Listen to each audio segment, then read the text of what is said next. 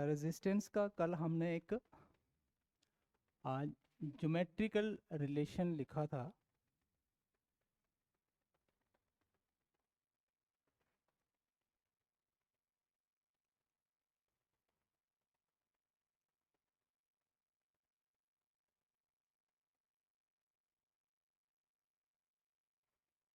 ये लिखा था हमने, ठीक है। ये ड्राइव भी किया था हमने कैसे होता है, ठीक है। इसमें तीन पैरामीटर्स आते हैं। एक है रो, जिसको हम बोलते हैं रेजिस्टिविटी। एक एल आएगा, this is length of conductor.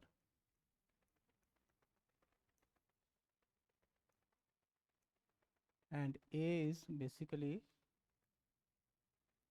Area of cross section, okay. और उसके बाद रेजिस्टेंस का रेसिप्रोकल होता है conductance, which is reciprocal of resistance. और कंडक्टेंस के लिए भी हमने एक ज्योमेट्रिकल रिलेशन लिखा था, which is given by sigma L by A, where here sigma is basically known as conductivity.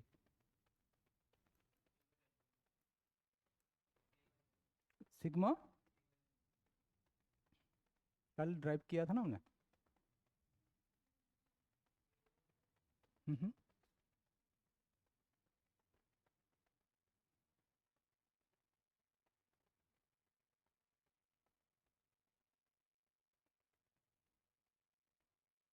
Sigma A by L आएगा, ठीक।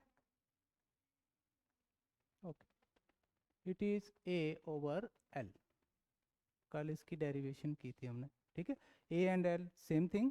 Sigma is conductivity and rho is the resistivity. Resistivity के units होते हैं ओम metre या फिर ओम centimetre होते हैं, ठीक है ना। और कंडक्टिविटी के यूनिट होते हैं मोह। राइट, हाँ जी हाँ जी हाँ जी। क्या हाल है, ठीक हो? ठीक ठाक। Hello. Right, done. So this is mho per meter, this is ohm meter, right? This is clear, okay? कल इतना सारा हमने किया था और उसके ऊपर एक न्यूमेरिकल भी किया था, ठीक है। और ठीक है, चलो। राइट,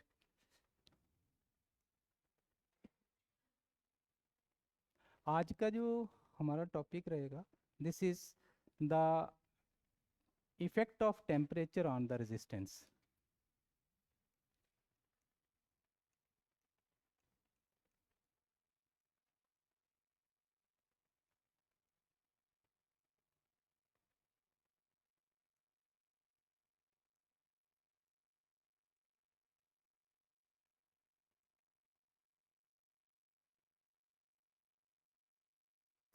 रेजिस्टेंस, जब हम टेम्परेचर को चेंज करेंगे रेजिस्टेंस चेंज हो जाता है, बट टेम्परेचर का रेजिस्टेंस के साथ क्या रिलेशन रहता है, this is the today's topic, okay. अगर हम बात करें, हमारे पास तीन तरह के मटेरियल्स होते हैं। One is conductor which you can से प्योर मेटल्स, जिसमें हमारे पास प्योर मेटल जो गुड कंडक्टर्स होते हैं, कॉपर हो सकता है, एल्युमिनियम हो सकता है, सिल्वर। तो इनमें क्या होता है कि अगर आप टेम्परेचर को इंक्रीज करोगे तो आपका रेजिस्टेंस इंक्रीज हो जाता है। टेम्परेचर को इंक्रीज करने से रेजिस्टेंस आपका इंक्रीज हो जाता है। तो you can say they are basically having the positive temperature coefficient of resistance. अभी हम देखेंगे कि कोफिशिएंट ऑफ रेजिस्टेंस क्या होता है। उसके बाद हमारे पास एलॉयज होते हैं, alloys mix of the metals, ठीक है ना। जनरली कॉन्स्टेंटेन, टंगस्टेन,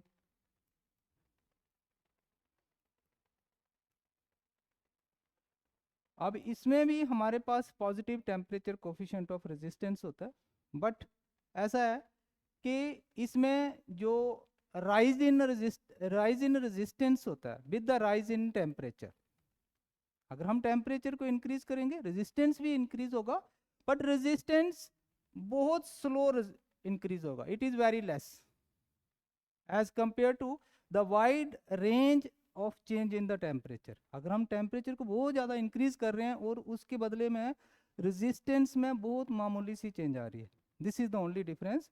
अदरवाइज दोनों में positive temperature coefficient of resistance होता है, ठीक है। And the last it is basically semiconductors. Last type of the materials are semiconductors, okay. And semiconductors में क्या होता है कि अगर हमारा टेम्परेचर इंक्रीज हो जाता है तो हमारा रेजिस्टेंस उससे डिक्रीज हो जाता है। विद दिस क्या होता है कि दे show the negative temperature coefficient of resistance, okay.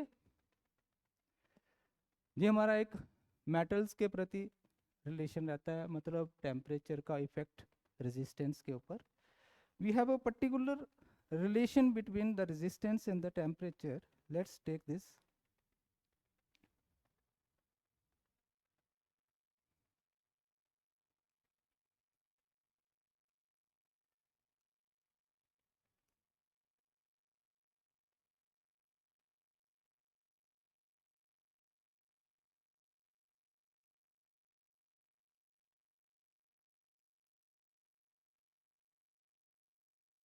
तो इनिशियली लेट अस अज्यूम कि आर नॉट क्या है, it is the resistance of the material at 0 degree Celsius of the temperature, right? And let the temperature has increased from 0 to T degree Celsius. With this, the resistance will change, let it is RT. So this will be the resistance at T degree Celsius, right? Now, what is the change in resistance? Change in resistance कितना आ गया? This is RT minus R naught. And what is the change in temperature here? This is T minus 0, right? Now, this change in the temperature, change in the resistance depends upon three parameters. First, it is dependent on the initial value of the resistance, that is R naught. Second, it is directly proportional to the rise in the temperature, how much the temperature you are increasing, right? And third thing is the nature of the material. If you combine these two, you will get R naught, RT minus R naught is proportional to R naught into T, और इस proportionality sign को जब हम equal to से change करेंगे, there will be a constant. Constant is now alpha naught into R naught T, where alpha naught is the constant of proportionality. It is constant of proportionality known as temperature coefficient of resistance at 0 degrees centigrade temperature. This is clear. So this will be a relation between the resistance and the temperature. इसी relation को अगर हम थोड़ा सा और modify करें, you will get RT, that is the new rise in the resistance, that will come out to be R naught plus alpha naught R naught T. अगर हम R naught को common ले लें, it will be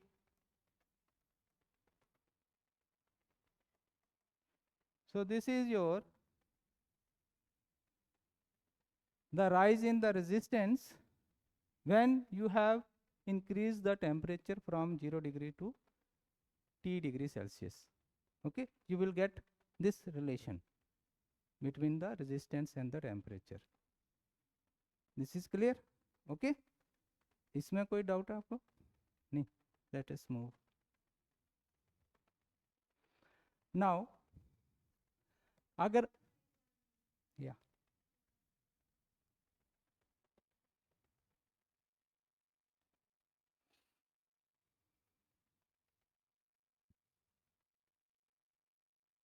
Mahak Sharma, Hitesh Khajuria, Abhay Singh, have you any doubt in this topic? Okay. Shall we proceed?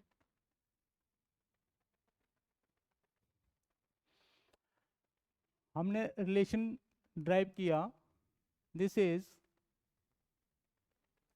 R naught times 1 plus alpha naught into T. From here you can get the value of alpha naught also, that is upon R naught T. So this is again the relation for the temperature coefficient of resistance. Okay. अब हमारे पास ये है कि suppose अगर हमें दो different temperature पे कोई रेजिस्टेंस वगैरह दिया गया होगा, ठीक है, जहाँ दो डिफरेंट टेम्परेचर पे आपको कोई टेम्परेचर कोफिशिएंट ऑफ रेजिस्टेंस दिया गया, ठीक है, एक दिया है दूसरा हमें निकालना है, ठीक है, एक दिया हुआ है दूसरा हमें निकालना है, टेम्परेचर की वैल्यू दी है, इस तरह से आपके कोई ना कोई क्वेश्चन इसमें से निकल सकता है, ठीक है. So let us see this. सबसे पहले सपोज अगर हमारे पास टेम्परेचर चेंज हो जाता है, temperature change from T1 degree Celsius to T2 degree Celsius, what will be the change in the resistance? What will be the change in the coefficient of the temperature coefficient of the resistance, like that. So let at temperature T1, you know कि हमारे पास RT1 कितना आ जाएगा,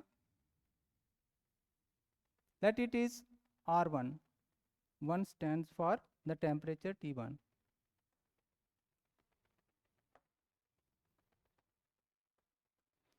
It would be, क्या निकलेगा उसी से हम रिलेट कर सकते हैं. It is R naught 1 plus alpha naught T1. Then at temperature T2,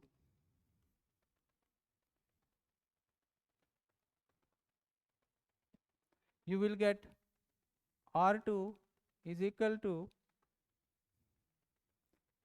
R naught into 1 plus alpha naught T2. If you divide these two, you will get R2 upon R1, which will be equal to 1 plus alpha plus T1, right? So this is alpha naught.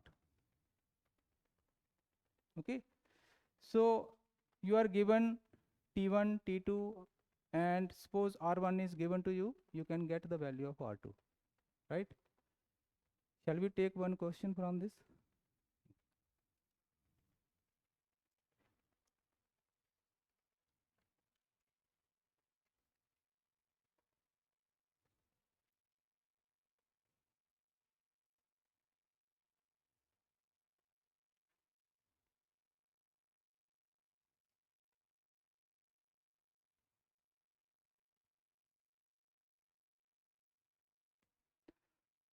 Question is, aluminium resistor has a resistance of 43.6 ohm at 20 degrees Celsius. It is Aluminium resistance. Material is aluminium. So it has a resistance of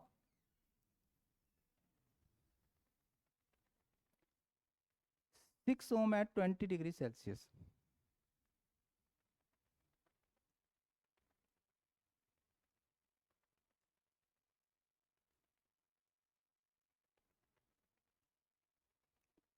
And now its resistance is increased 47.2 ohm at 40 degrees Celsius. Let it is R1. This resistance is increased to R2, which is 47.2 ohm at 40 degree Celsius, right? We have to calculate the value of the temperature coefficient of resistance at 0. So calculate alpha naught at 0 degree Celsius. So we will take up the same relation. We know R1, you can use this relation R1 over R2, which is 1 plus alpha naught T2 upon 1 plus alpha naught T1. Let's put the values. It is 47.2, 43.6, 1 plus alpha naught into 40, 1 plus alpha naught into 20. Decimals को cancel कर देंगे. I think you should try this question.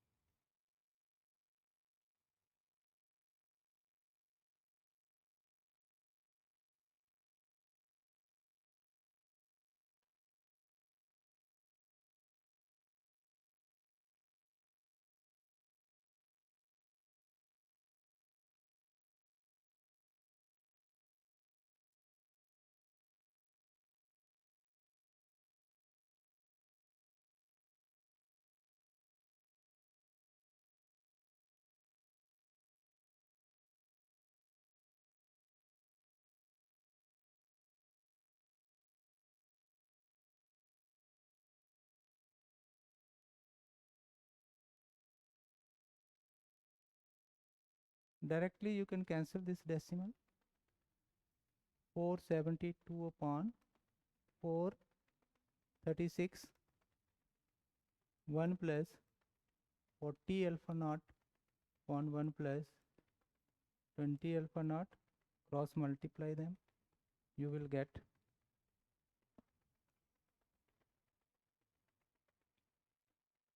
472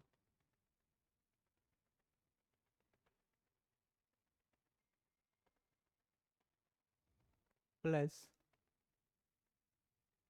this will become how much?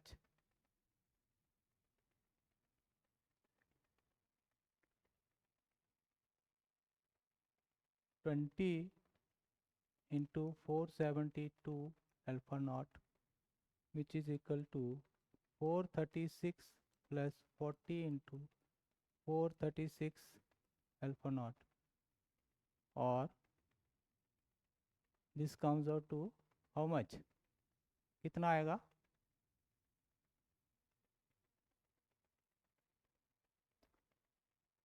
47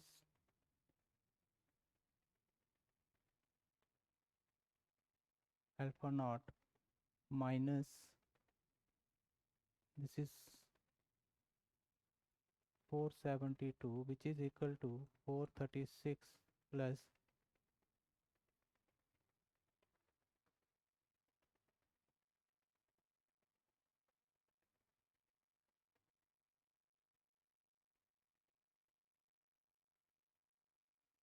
और 17440 minus 9440 alpha naught is equal to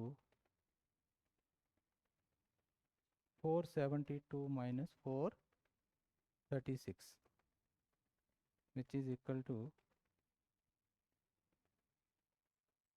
this is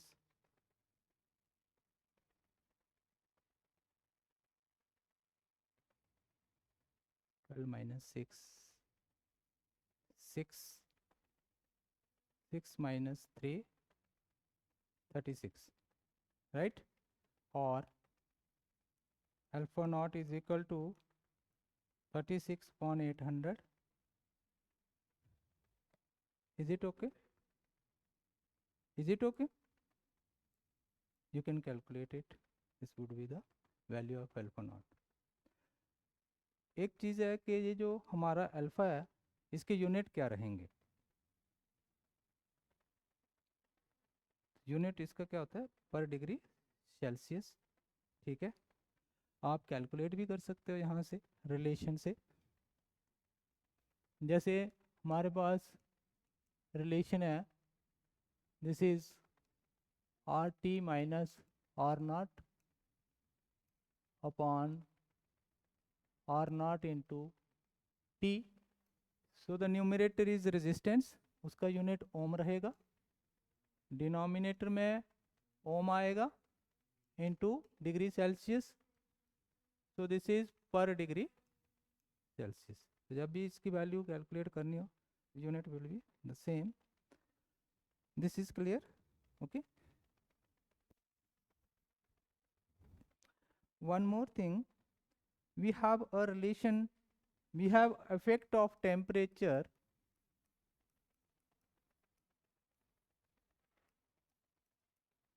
on alpha also.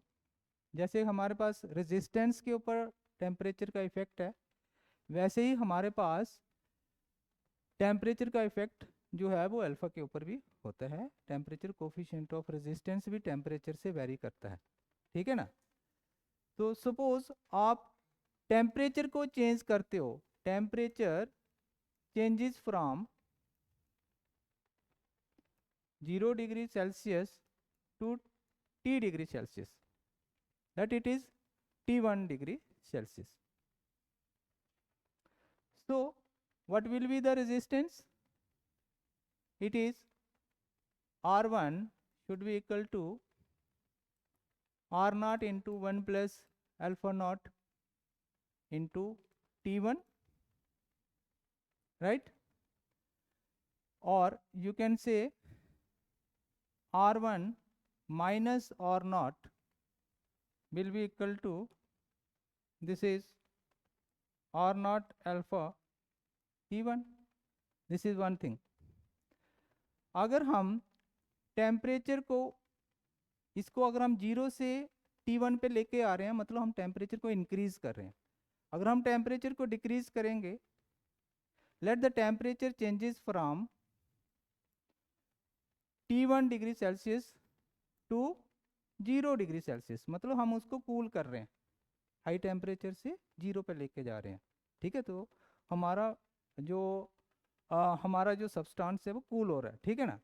Then how will you write the value of the, now this temperature will become its initial value of the temperature, and this now 0 degree will be your final temperature. तो resistance के लिए ये temperature हमारा, ये resistance हमारा final resistance होता था और ये हमारा इनिशियल रेजिस्टेंस था. अब यहाँ पर चेंज हो जाएगा. You will get the value of R naught in terms of R1 plus 1. Now this is the temperature coefficient of resistance, हमारा अल्फा 1 आ जाएगा. सिंस आपने टेम्परेचर को डिक्रीज किया है तो टेम्परेचर माइनस में रहेगा. You will get minus T1. Decrease के लिए नेगेटिव लेंगे. ठीक है, it will be R1 times 1 minus alpha 1 T1. Okay. So यहाँ से भी हम दोनों का रिलेशन निकाल सकते हैं. This is clear? ओके. इसमें कोई doubt?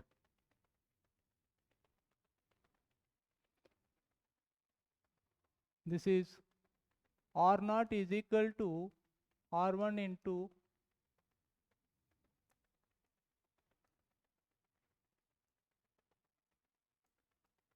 R1 alpha 1 T1, or you can write what will be the value of alpha 1 here. It is R1 alpha 1 T1 R1 minus R naught. Again you will get the same change in the resistance. Then alpha 1 is now R naught over, this is R1 T1 will come in the denominator, right? But in the previous slide, from here you can get the value of R1 minus R naught. It is R naught times alpha T1. Let it is R naught times alpha T1 alpha naught.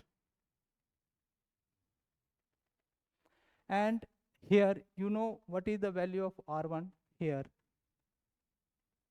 R1 की value भी आपको पता है. It is R naught into 1 plus alpha naught T1. So you can put its value R naught into 1 plus alpha naught T1 into T1. Bracket open कर दीजिए. R naught alpha naught T1 R naught will get cancelled. No need to write here. It is, you open the bracket, again T1 will get cancelled. It is only left 1 plus alpha naught T1. So you have obtained the relation for alpha 1. It is alpha naught. Okay, this T1 will get, yes, T1 cancel, there will be no T1. This is 1 plus alpha naught T1. और आप इसको ऐसे भी लिख सकते हो, 1 over alpha 1 will be 1 plus alpha naught T1 over alpha naught. Similarly अगर आपको किसी दूसरे टेम्परेचर पे इसकी वैल्यू निकालनी है, अल्फा 2 की वैल्यू, वो भी आप इसी तरीके से निकाल सकते हो. 1 plus alpha not T2, T1 की जगह T2 आ जाएगा. ठीक है ना. और अगर मैं इसको रेसिप्रोकल ले लेता हूँ तो ये 1 प्लस अल्फा नॉट T2 ऊपर हो जाएगा, अल्फा नॉट नीचे आ जाएगा. अब हमारे पास दोनों का रिलेशन है 1 ओवर अल्फा 1 1 ओवर अल्फा 2. दोनों को सब्ट्रैक्ट करेंगे तो क्या मिलेगा. Late this is your first relation and this is your second. Subtracting first from second you will get 1 over alpha 2 minus 1 over alpha 1, which is 1 plus alpha naught T2 over alpha naught minus 1 plus alpha naught T1 over alpha naught. Ultimately what you will get, it is only T2 minus T1. Now आपके पास सिर्फ temperature और alpha की value बची हुई है, are बीच में से हट गया हुआ है. ठीक है ना. तो यहाँ से भी अगर आपके पास दो डिफरेंट टेम्परेचर दिए गए हैं और आपको अल्फा 1 या अल्फा 2 दो में से किसी की भी वैल्यू कैलकुलेट करनी है, you can use this relation. Okay, you will gate final relation आपके पास आ जाएगा. अगर मैं इसको ऐसे लिखूंगा 1 ओवर अल्फा 2, इस चीज़ को दूसरी साइड ले जाइए, ये बन जाएगा 1 over alpha 1 plus T2 minus T1, ऐसे बन जाएगा. क्रॉस मल्टीप्लाई कर दीजिए 1 plus alpha 1 T2 minus T1 divided by alpha 1. यहाँ मैं इसको उल्टा करूँगा, रेसिप्रोकल लूँगा, इसका भी left hand side right hand side reciprocal हो जाएगी. Ultimately you will get a relation for alpha 2 in that ये अल्फा 1 ऊपर चला जाएगा और डिनोमिनेटर में क्या बचेगा, alpha 1 times T2 minus T1. This is the final relation you will get between alpha 1 and alpha 2 at two different temperature, right? So suppose अगर आपका टेम्परेचर इंक्रीज हो जाता है या डिक्रीज हो जाता है, यहाँ से आप प्रेडिक्ट कर सकते हो कि आपका अल्फा की वैल्यू इंक्रीज होगी या डिक्रीज होगी। अगर मैं यहाँ से इस रिलेशन से आपको पूछूं कि अगर मैं टेम्परेचर इंक्रीज करता हूँ, what will be the effect on the value temperature coefficient of resistance? अगर मैं टेम्परेचर को इंक्रीज कर देता हूँ, you can have the idea from this relation. हाँ, अगर मैं टेम्परेचर को इंक्रीज करूंगा तो कौन सा पैरामीटर चेंज होगा, जहां पर कौन सी वैल्यू चेंज होगी, T2 माइनस T1 चेंज हो जाएगा, ठीक है ना? तो अगर ये चीज चेंज हो गई तो डिनोमिनेटर में 1 प्लस अल्फा 1 है, अल्फा 1 है ना, तो डिनोमिनेटर का वैल्यू बढ़ जाएगा, और डिनोमिनेटर अगर बढ़ गया इस साइड का तो उधर अल्फा 2 डिक्रीज हो जाएगा, ठीक है ना? तो टेम्परेचर को इंक्रीज करने से temperature coefficient of resistance decrease हो जाता है। और इन दोनों में से अगर सपोज आपको दो टेम्परेचर दिए हैं, अल्फा 1 की वैल्यू दी है, अल्फा 2 निकाल सकते हो ना आप, ठीक है ना? अगर अभी मैं आपको पूछूं कि ये अल्फा की वैल्यू मैक्सिमम कब होगी, बिकॉज ये अल्फा 1 अल्फा 2 कांस्टेंट, हाँ, अल्फा 1 अल्फा 2 दोनों हमारे क्या हैं, कांस्टेंट पैरामीटर्स हैं, इनकी वैल्यू तो फिक्स रहेगी ना, ठीक है ना? नाउ अगर मैं जहां पर इनकी वैल्यू मिनिमम कर देता हूँ, T2 माइनस T1 अगर मेरा मिनिमम हो जाता है तो अल्फा की वैल्यू मैक्सिमम हो जाएगी, ठीक है ना? अब ये मिनिमम कब होगा, जब डिफरेंस कम होगा, मतलब सेकेंड टेम्परेचर को मैं जीरो ले लेता हूँ, सेकेंड टेम्परेचर को मैं जीरो ले लेता हूँ, और जब मैं सेकेंड टेम्परेचर को, एक टेम्परेचर को T रखता हूँ और दूसरे टेम्परेचर को मैं जीरो ले लेता हूँ, तो फिर से मेरे पास वही पहला वाला रिलेशन आ जाता है। पहले वाले रिलेशन में मेरे पास अल्फा की क्या वैल्यू होती थी, अल्फा नॉट होती थी, अल्फा नॉट आपने रिलेशन ड्राइव किया था ना, alpha naught, it is alpha naught is equal to R naught, this is, हाँ, कितना आया था ये, यहाँ से नहीं, अल्फा नॉट की वैल्यू निकाली थी ना हमने, RT minus R not over R not into T, ये वैल्यू आई थी। तो इसमें क्या था, एक टेम्परेचर जीरो था और एक कोई दूसरा टेम्परेचर हमने लिया हुआ था। यहाँ पर भी जब ये डिफरेंस जीरो तभी होगा जब दो में से ये दूसरा वाला टेम्परेचर अगर मैं इसको जीरो कर देता हूँ तो डिफरेंस मिनिमम हो जाएगा, ठीक है ना? और अगर ये जीरो हो गया तो मेरे पास फिर से पहला वाला रिलेशन आ जाएगा। इट मीन्स ये जो 0 डिग्री पे अल्फा की जो वैल्यू होती है वो हमेशा सबसे बड़ी होती है, मैक्सिमम वैल्यू होती है। तो value of the temperature coefficient of resistance is maximum at 0 degree Celsius. जब भी टेम्परेचर इंक्रीज होगा इसकी वैल्यू चेंज होती जाएगी, डिक्रीज होती जाएगी, उससे मतलब मैक्सिमम 0 पे रहेगा, उसके बाद कम होती जाएगी। I think this is clear आपको, ठीक है? Okay, shall we proceed?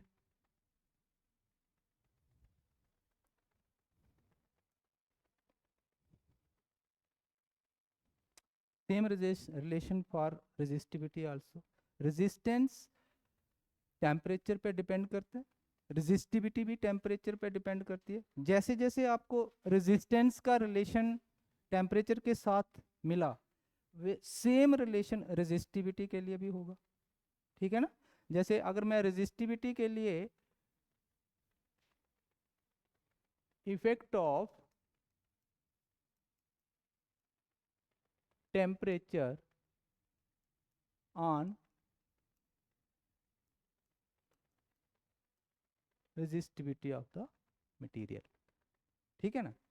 तो अभी आपके पास जहां पर टेम्परेचर का रेजिस्टेंस के साथ रिलेशन क्या था, कि आपके पास आर टी था which is equal to R not into 1 plus alpha naught T.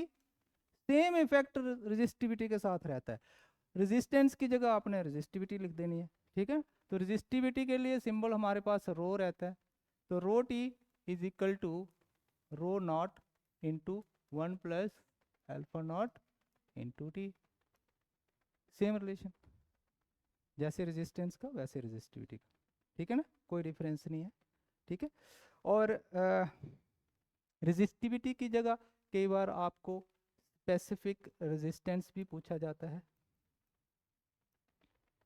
अगर पूछा जाए कि what is the effect of the specific resistance on the temperature, तो you know specific resistance is basically the resistivity, because this specific resistance depends upon the specific dimensions which are the unit length and unit area of the cross section, right? So we can call it as specific resistance also. This is clear? Okay, shall we take one question from this topic? Okay,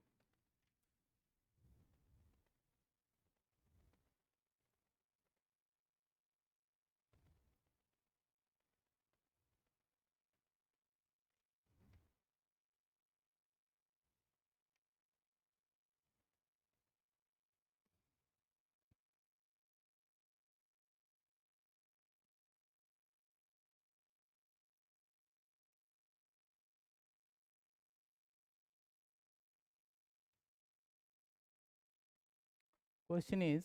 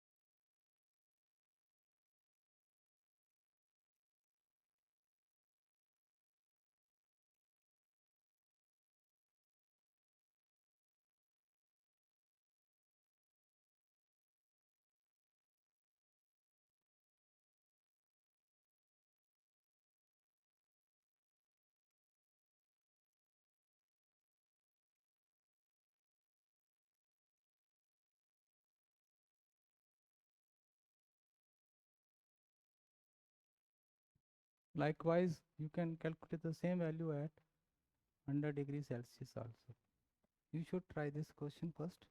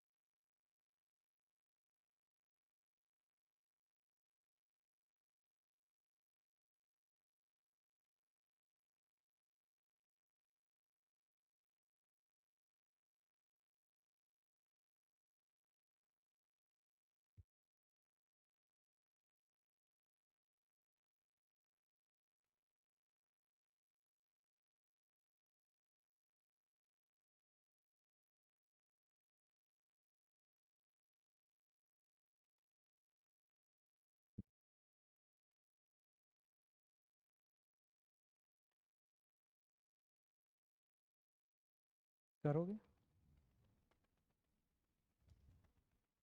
जस महक Sharma, you try this question.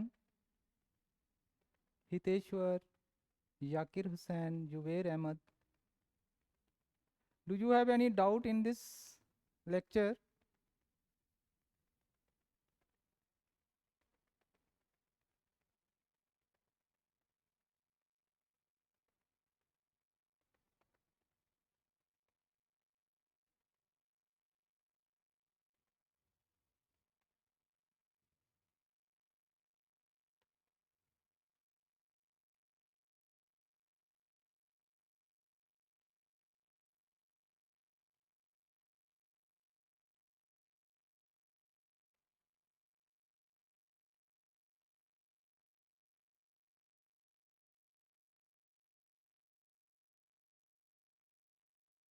Have you tried? What is your answer? Huh? 0.00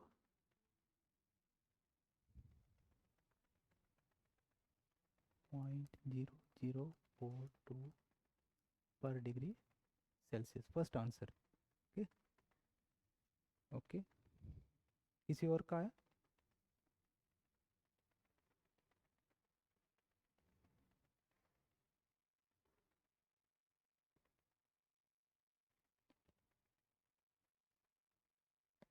करें? Okay.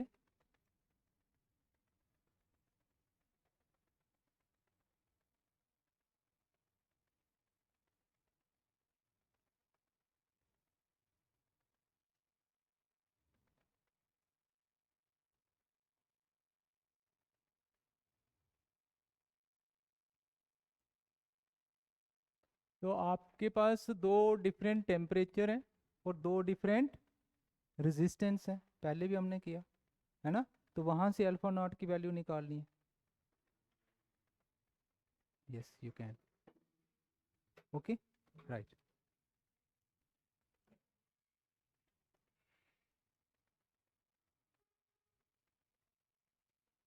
It is 1 plus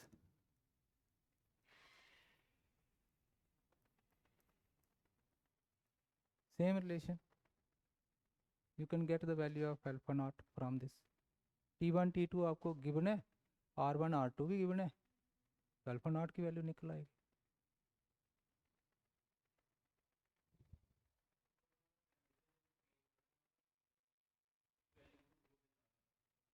hmm hmm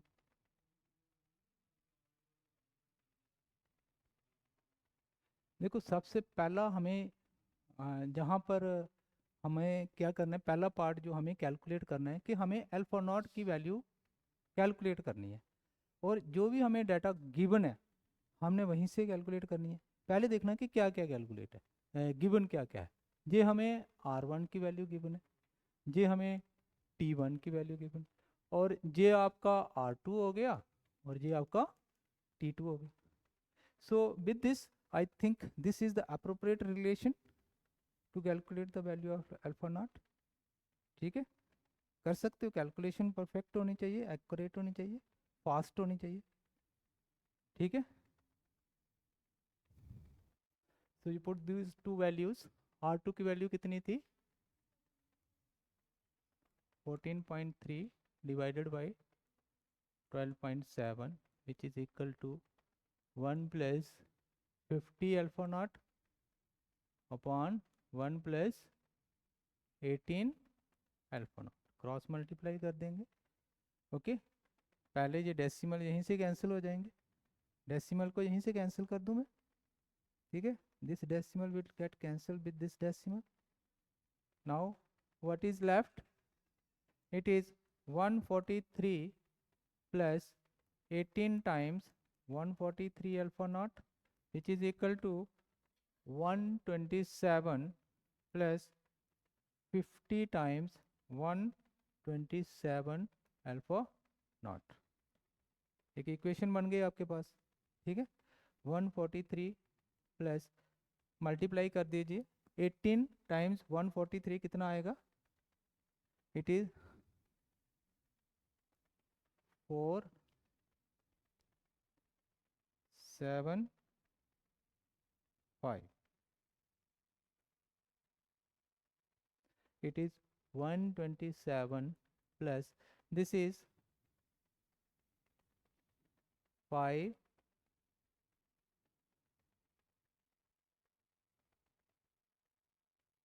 right, alpha not. तो दोनों में से बड़ी value कौन सी है? ये वाली बड़ी वैल्यू है, तो इसको इधर ही रहने दो, इसको इधर लेके आओ। यू विल गेट, कितना आ जाएगा आपके पास? This is 6350 minus 2574 alpha nought is equal to, this is 143 minus 127. What is the difference between these two values? 10 minus 4 6 आ गया, this is 14 minus 7 7, then this is 2, 12 minus 5 again 7, then this is 5, 5 minus 2 is 3, and here it is 13 minus 6, 13 minus 7 6, and then 13 minus 12 1, or alpha naught is equal to 16 over, you will get this value.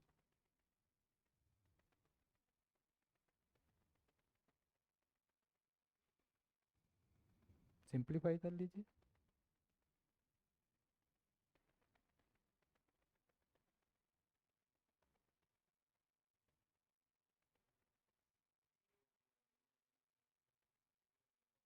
जो उन्होंने बोला, okay, you will get the value of the second part. क्या था उसमें?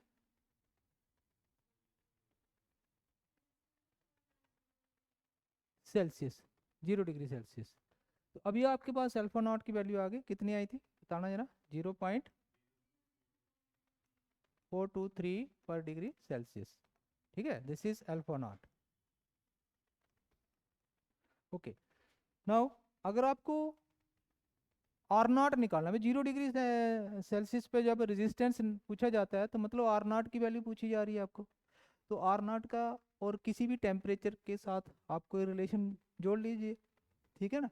जैसे कि अगर आप आर वन की वैल्यू देखना चाहते हो तो इट इज आर वन कितना आ जाएगा आपके पास?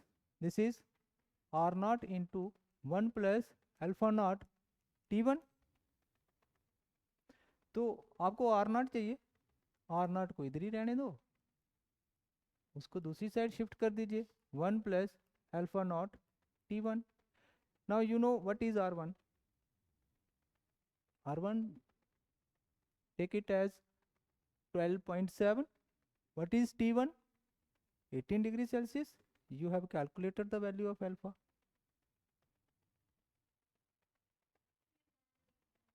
Right. Let us erase some of the portion.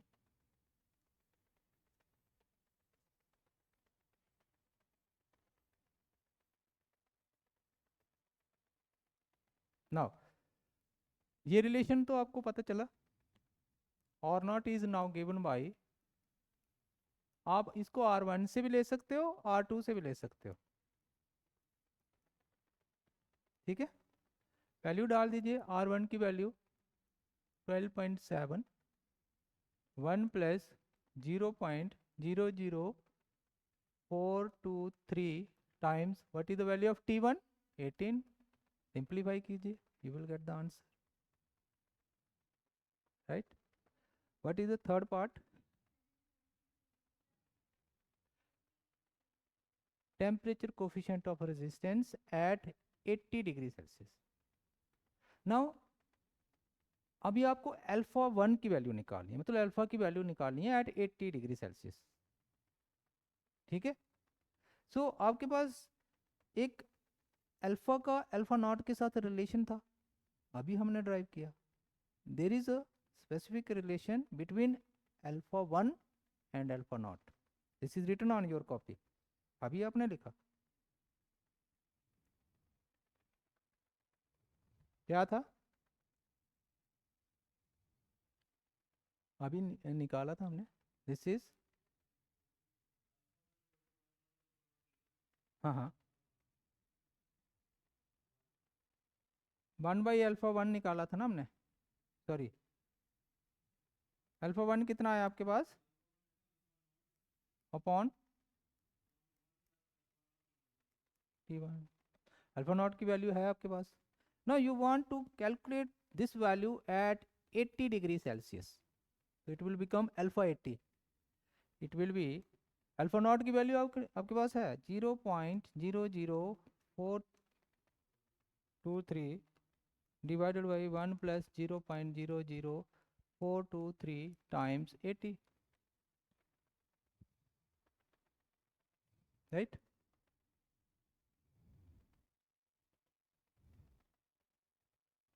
Calculation की थोड़ी प्रैक्टिस कर लीजिए, बाकी हो जाएगा. नहीं होता, कॉम्पिटिटिव एग्जाम में तो कैलकुलेटर बिल्कुल नहीं होता.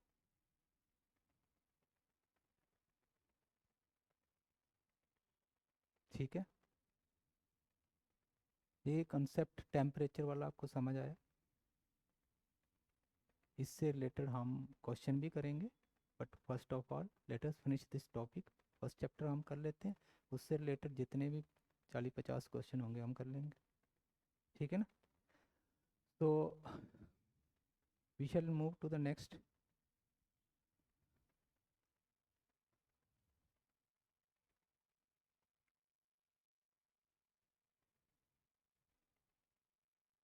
आपको सबसे पहले रेजिस्टेंस का पता चल गया है ना, तो हम स्टार्ट करेंगे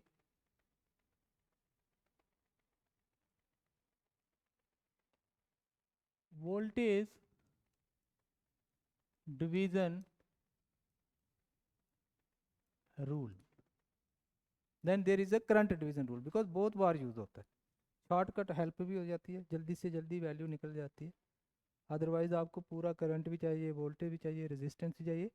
यहाँ दो चीज़ों से पता काम चल जाता है. वोल्टेज है, रेजिस्टेंस है, तो हमें वैल्यू करंट की जरूरत ही नहीं है. जहाँ फिर करंट है, रेजिस्टेंस है, तो वोल्टेज की जरूरत नहीं है. ठीक है. वोल्टेज डिवीजन रूल का मतलब क्या होता है कि वोल्टेज को हम कैसे डिवाइड कर रहे हैं. तो हमें पता है कि सीरीज में वोल्टेज डिवाइड हो जाती है. सपोज आपके पास कुछ रेजिस्टेंसेज हैं जो सीरीज में कनेक्टेड है. Okay, and this series combination is connected with the voltage source, let it is V volt. कहाँ चला गया, कहाँ पर था,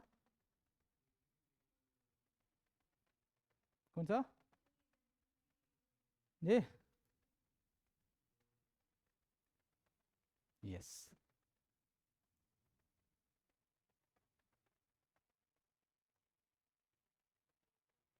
पहले पे चला गया.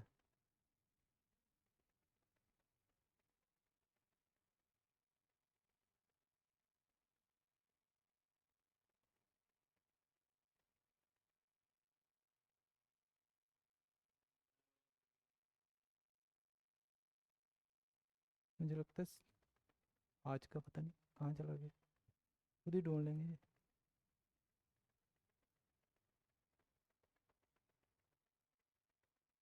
ओके, वोल्टेज डिवीजन रूल देखते हैं.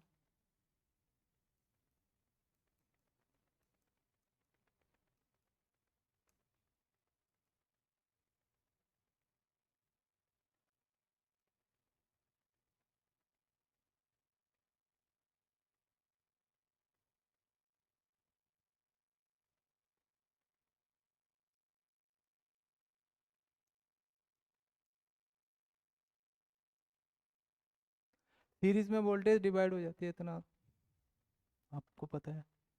Let the voltage across R1 is V1, here V2, here V3। ठीक है, वोल्टेज डिवीजन रूल ये कहता है कि अगर सपोज आपको V1 की वैल्यू कैलकुलेट करनी है तो जनरली आप बताइए कैसे करोगे। पहले हमें करंट पता होना चाहिए, है ना। तो करंट पता होगा तो तब हम I इंटू R1 करेंगे तो V1 मिलेगा, I इंटू R2 करेंगे तो। लेकिन जहाँ वोल्टेज डिवीजन रूल से क्या है कि without knowing the value of current हम डायरेक्टली यहाँ पर वोल्टेज फाइंड कर सकते हैं। ठीक है, तो अगर मुझे V1 की वैल्यू निकालनी है, I know the total voltage V that is supplied in across this resistance, और किस रेजिस्टर के अक्रॉस वोल्टेज निकाली जा रही है, R1 के। V1 जो है वो R1 के अक्रॉस है। ठीक है, तो हम उसी रेजिस्टेंस की वैल्यू लेंगे और डिवाइड करेंगे sum of all resistances. This is voltage division rule. तो हमें V1 की वैल्यू बिना करंट के ही मिल गई। ठीक है, सिमिलरली अगर हमें V2 निकालना है, again it is B times R2 over R1 plus R2 plus R3, जितने भी रेजिस्टेंस सीरीज में होंगे। ठीक है, similarly V3 will be V times R3 over R1 plus R2 plus R3। Right, suppose हम एक क्वेश्चन ले लेते हैं, यहाँ पर हमें वोल्टेज गिवन है और हमारे पास दो रेजिस्टेंस है और यहाँ पर हमें वोल्टेज पूछी गई है, but is the voltage here that it is 4 ohm, this is 6 ohm, and the voltage is, let it be 10 volt. So suppose what will be the voltage between A and B? तो directly हम क्या लगाएंगे, voltage division rule लगाएंगे। ठीक है, तो यहाँ पर वोल्टेज कितनी आ जाएगी, ये कितनी हो जाएगी, यहाँ पर हम वोल्टेज डिवीजन रूल लगा सकते हैं। V2 कितना आ जाएगा आपके पास, again what is the total voltage 10, किस रजिस्टर के क्रॉस है, 4 के, 4 को न्यूमरेटर में रखेंगे और कितने हैं सीरीज में रजिस्टर कितने, तो इट इज 6 प्लस 4 कितना हो गया 10, 10 10 तो कैंसिल हो गया और ये 4 वोल्ट आ गया। अगर जहाँ 4 वोल्ट है तो वहाँ 6 वोल्ट हो जाएगी। ठीक है ना, इस तरीके से हम वोल्टेज डिवीजन रूल से सीरीज में वोल्टेज कहीं पर भी कैलकुलेट कर सकते हैं, प्रोवाइडेड हमें total voltage across the circuit पता होनी चाहिए। ठीक है, और next is your current division rule.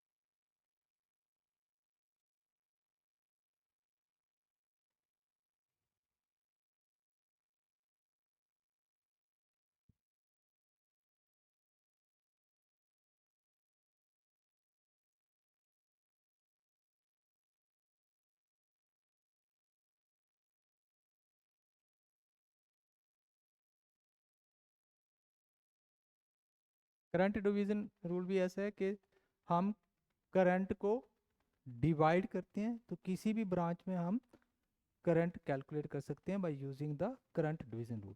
और करंट पैरेलल में डिवाइड होता है, वोल्टेज सीरीज में डिवाइड, पैरेलल में वोल्टेज सेम रहती है। तो यहाँ पर हम एक पैरेलल सर्किट ले लेते हैं, let this is two resistors connected in parallel and this is connected across a supply voltage V. We do not know the value of V, but we know what is the total current at this point. Suppose हमें यहाँ पर current I1 निकालना है, यहाँ पर I2 निकालना है। ठीक है ना, current in the branch 1 is I1, second में I2 आ जाएगा। तो अगर हम I1 निकालेंगे तो we must know the total current, total current is जिस जिस पॉइंट पे करंट डिवाइड हो रहा है उस पॉइंट से पहले कितना करंट है, this is your total current.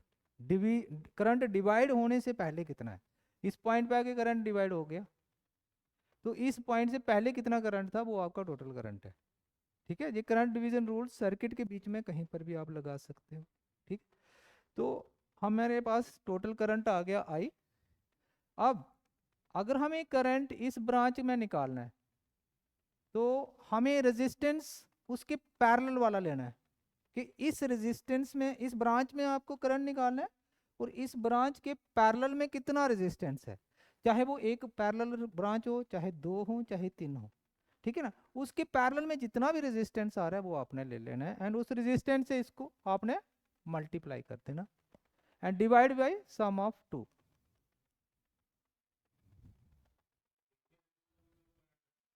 Parallel लेना उसका, ऐड तो हम रेजिस्टेंस सीरीज में करते हैं, पैरेलल में होगा तो हाँ थ्री वाला ले लेते हैं, थ्री वाला ले लेते हैं, लेट इट इज R3। अब हमें I1 निकालना है ना, I1 वाली ब्रांच को छोड़ के इसके पैरेलल में अब क्या है, ये दोनों ब्रांचें इसके पैरेलल में, तो पैरेलल रेजिस्टेंस कितना हो गया, R2 पैरेलल R3, दोनों का पैरेलल, 2 और 3 का पैरेलल इक्विवेलेंट, जितना भी वैल्यू आएगा divide by sum of all the three resistances. Then let us take the current in the second branch, this is I2, I2 कितना आ जाएगा, अब हम सेकेंड ब्रांच में करंट निकालने वाले हैं। ठीक है ना, तो relation is total current multiply by इस ब्रांच के पैरेलल में अब कितना करंट है, कितना रेजिस्टेंस है, जे भी इसके पैरेलल में है, जे भी इसके पैरेलल में है, तो it will be R1 parallel divided by sum of 3।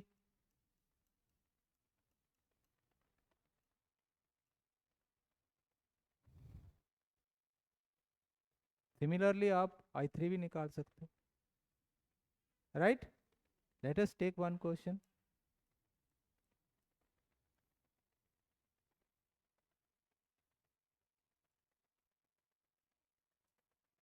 This is 4, 6, 2 ohm. Let the current is 12 ampere here.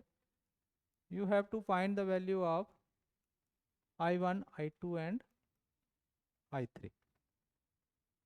तो हमें वोल्टेज की कोई ज़रूरत नहीं है, ना ही हमें वोल्टेज यहाँ गिवन है, लेकिन करंट हमें पता है, तो करंट से ही हम पैरेलल ब्रांचों में करंट निकाल लेंगे।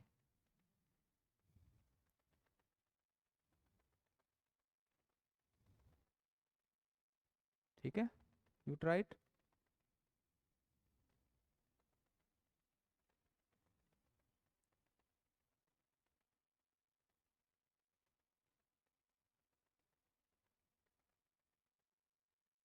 Online students you can try.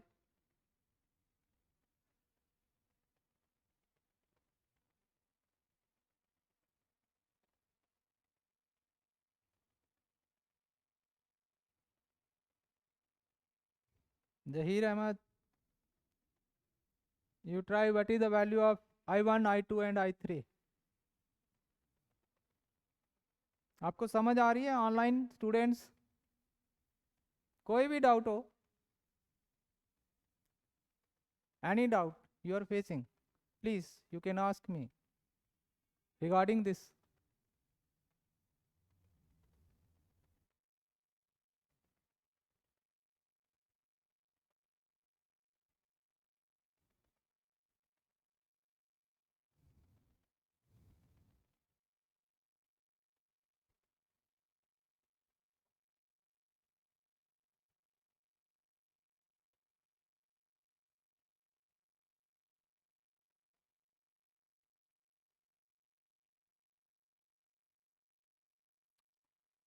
Quite easy, you apply this, आपने निकाला।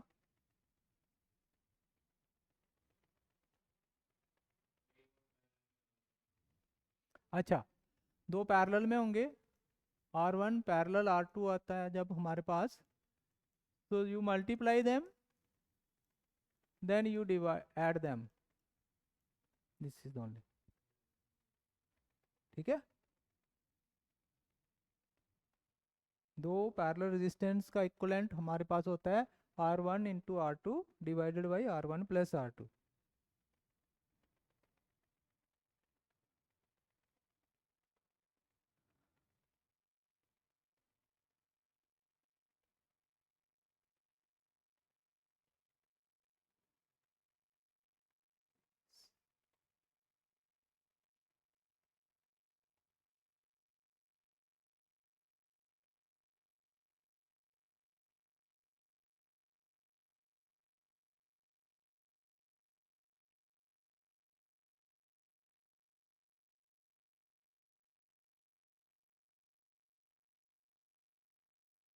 May be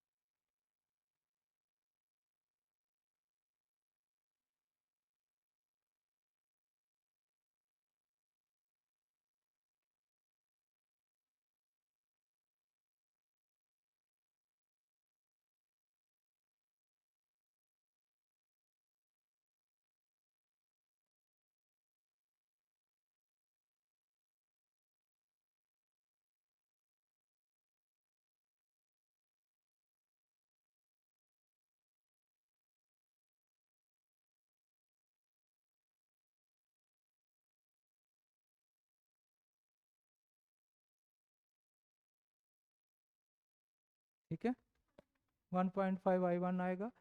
Similarly, you can get the value of I2, you can get the value of I3, right? This is current division rule. आपको clear हो गया?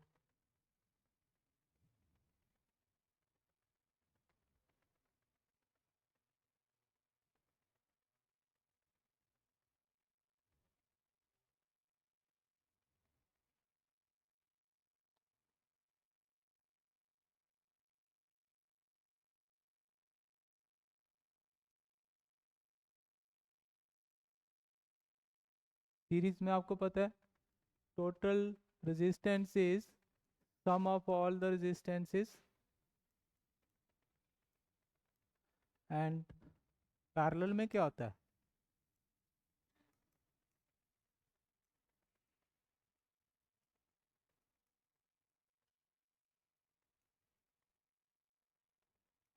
It is reciprocal of the total resistance will be sum of the reciprocal of individual resistances.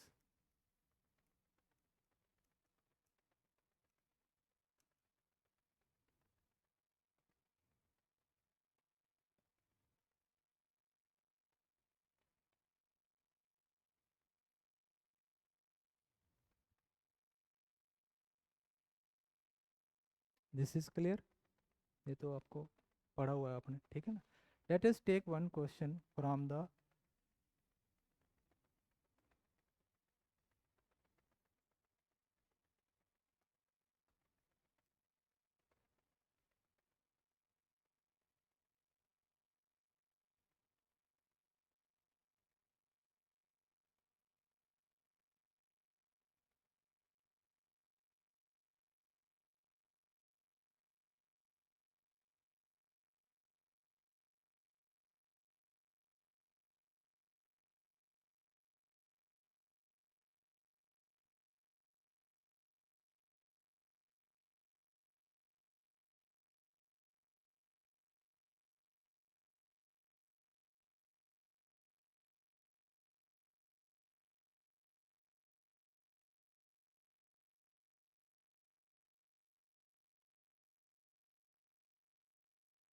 what will be the total resistance?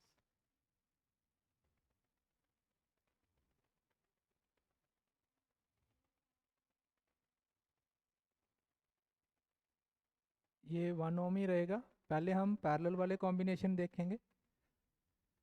जब भी दो equal values, 2 हो 3 हो 4 हो, जब इक्वल रेजिस्टेंस पैरेलल में होते हैं ना, तो जितने रेजिस्टेंस हैं उसको उतने से डिवाइड कर दो।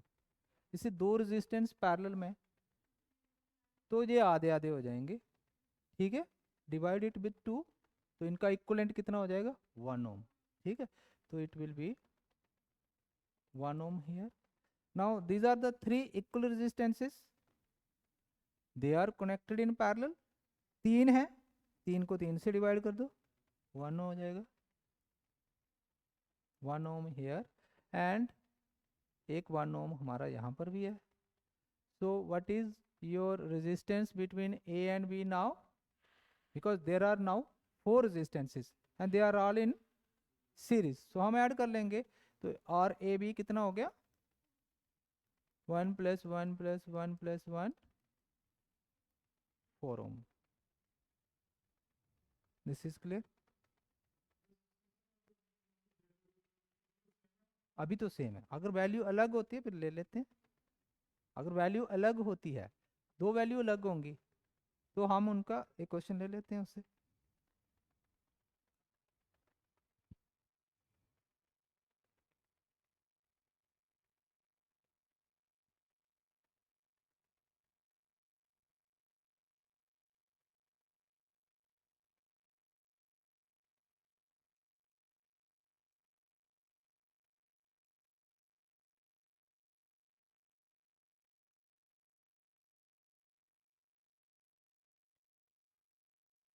Equivalent between A and B,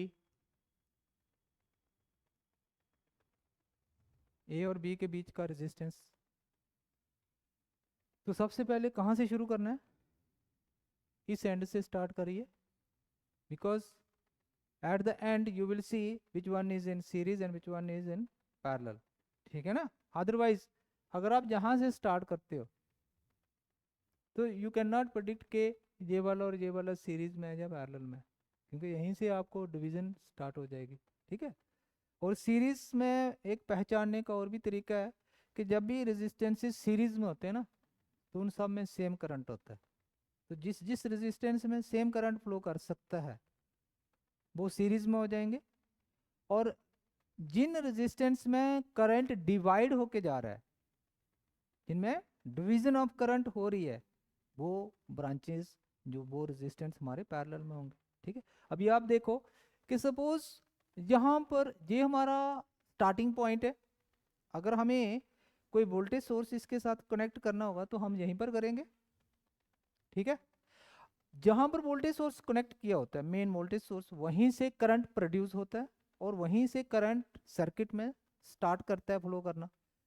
तो यहाँ से अगर करंट फ्लो करना शुरू करेगा तो ये तो आपका मैक्सिमम, जहां पर आपको मैक्सिमम करंट होगा, अभी तो उसकी डिवीजन नहीं ना हुई, अभी तो यहाँ से करंट प्रोड्यूस हुआ है, ठीक है, और अभी यहाँ पहुंचा है, तो अभी तो वही टोटल करंट है, ठीक है. इस पॉइंट पे आके करंट डिवाइड हो गया, तो ये आपके पैरेलल में हो गए. पैरेलल में है या नहीं है, अभी तो हमें लग रहा है कि पैरेलल में है, देखो क्या होता है. फिर कुछ करंट इधर चला गया, कुछ करंट इधर चला गया, जो करंट यहाँ पर पहुंचा इस पॉइंट पे आके फिर से, तो ये पैरेलल में हो गए. अब जो करंट इस ब्रांच में आया था, सेम करंट इस रेजिस्टेंस में भी है और सेम करंट इस रेजिस्टेंस में भी है. एट द एंड हम जहां पर पहुंच गए कि ये दोनों रेजिस्टेंस में सेम करंट फ्लो कर रहा है. तो अगर ये दोनों में सेम करंट फ्लो कर रहा है तो इट मीन ये दोनों क्या हो गए, सीरीज में हो गए, हम इनको ऐड कर सकते हैं. दैट्स वाई हमें एंड पॉइंट से स्टार्ट करना है. 1 ohm and 1 ohm they are in series, तो ये 2 ohm हो जाएगा. इसका इक्विवेलेंट क्या बन जाएगा, it is just like this.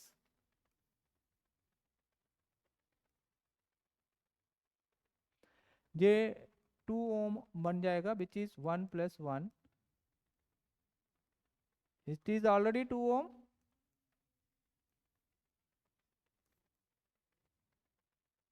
right. Again the same values are in parallel, इनका इक्विवेलेंट 1 हो जाएगा, तो इसका इक्विवेलेंट कितना बन जाएगा. Again you have to draw the circuit, this is 1 ohm which is 2 parallel to 2 parallel, ये दोनों पैरेलल में थे ना, तो इनका पैरेलल इक्विवेलेंट ले लिया, ले लिया हमने, 2 पैरेलल टू, आधा हो गया, 1 हो गया। अब यहाँ पर 1 ओम ऑलरेडी गिवन है, ये वाला, ठीक है ना, और ये भी 1 ओम है, ये 2 ओम है। अब ये दोनों सीरीज में ना, फिर से वही, ये दोनों में सेम करंट फ्लो कर रहा है,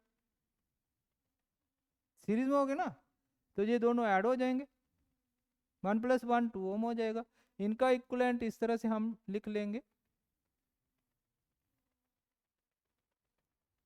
ये 2 ओम हो गया, 1 + 1, ये ऑलरेडी 2 ओम है, ये 1 ओम है। अब फिर से आपके पास 2 पैरेलल 2 आ गया, अगेन इनका इक्विवेलेंट 1 ओम होगा, और वो 1 ओम इसके साथ ऐड हो जाएगा। Ultimately the value of the resistance between A and B will be 2 ohm. In this way we can get the value of, और अगर 3 रेजिस्टेंस पैरेलल में आ जाते हैं, 3 रेजिस्टेंस पैरेलल में आ जाते हैं, तो आपको उनका रेसिप्रोकल लेना पड़ेगा, है ना। लेकिन इट इज़ बेटर कि आप तीनों का कंडक्टेंस ले लीजिए।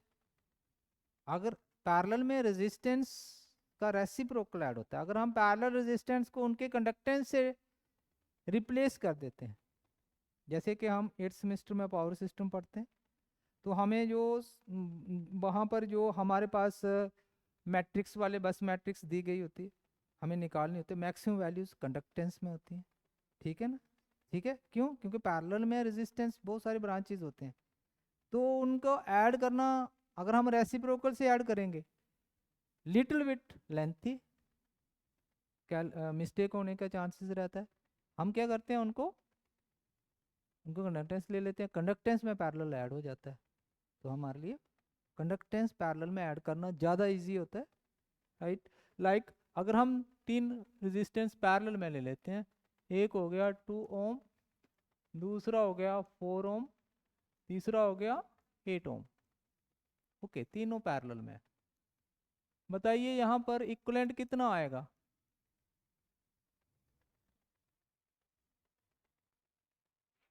कैलकुलेट करोगे आप कैलकुलेट करोगे, ठीक है। कैलकुलेट 2 तरह से हो सकती है, एक तो रेजिस्टेंस ओम में है तो इन्हीं को लेके चलो, ठीक है। तो आपके पास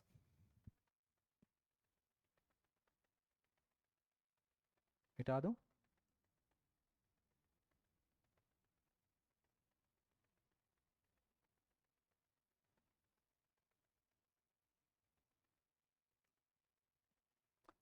एक तो हम 1/RT जो है 1/2 + 1/4 + 1/8 लेके कर सकते हैं, जरूरी नहीं है। हम क्या करेंगे, सीधा 1/RT जो होगा वो हमारा क्या आएगा, इट इज 0.5, तो you know what is 0.5, this is 1/2, 0.5 हो गया ना, है ना इनका। तो हम पहले से ही अगर इनका जी ले लें तो 0.5 मो होगा। अगर इसका ले लेंगे, जी हमारा 0.25 आएगा, ओम है यहाँ पर। और अगर यहाँ पर लेंगे इसका रेसिप्रोकल 0.25, आप मो ले सकते, दिस इज 0.025 हो गया। 0.1/8 कितना होता है, 0 पॉइंट कितना आएगा, 225 आएगा। 1/8 कितना आएगा,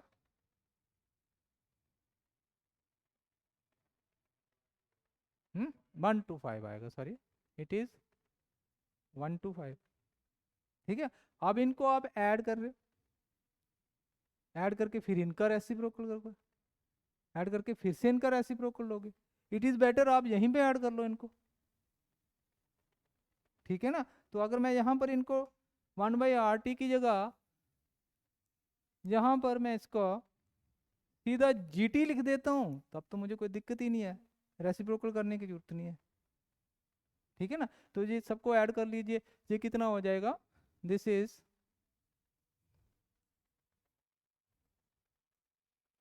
ऐड कर लीजिए, कितना आएगा, 6 0.6 आ गया, और 2 to 4 आ गया, 5 आ गया। दिस इज GT, मतलब कंडक्टेंस, टोटल कंडक्टेंस।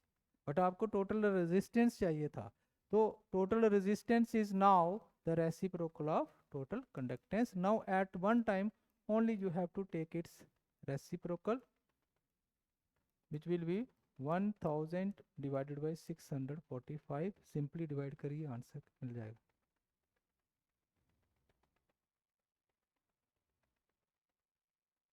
ठीक है,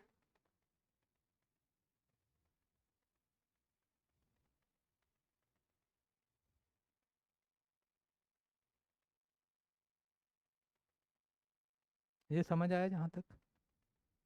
ठीक है,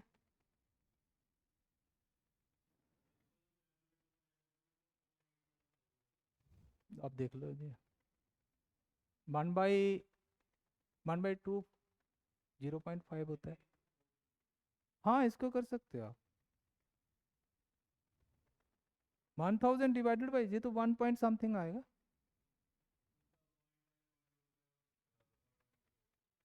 ओके, हाँ, या it is 2 and 1, it is 8, sorry, it is 8, then this is 5 and 2, 7, okay, 0.875, right, I'm mistaken।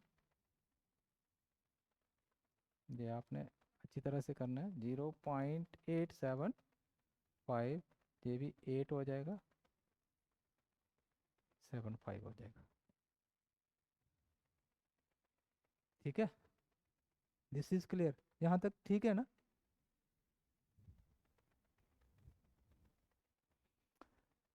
Generally ये जो आपका जेई का पेपर है, इसमें डिप्लोमा वाले बच्चे भी हैं और डिग्री वाले भी हैं। ठीक है ना? अब डिग्री वालों के लिए जो लेवल ऑफ द क्वेश्चन है वो गेट लेवल भी जा सकता है। ठीक है, लेकिन डिप्लोमा वालों के लिए गेट लेवल ठीक नहीं है। ठीक है, इसलिए पेपर का लेवल इतना हाई नहीं होगा, मतलब नॉर्मल डिप्लोमा लेवल पे ही।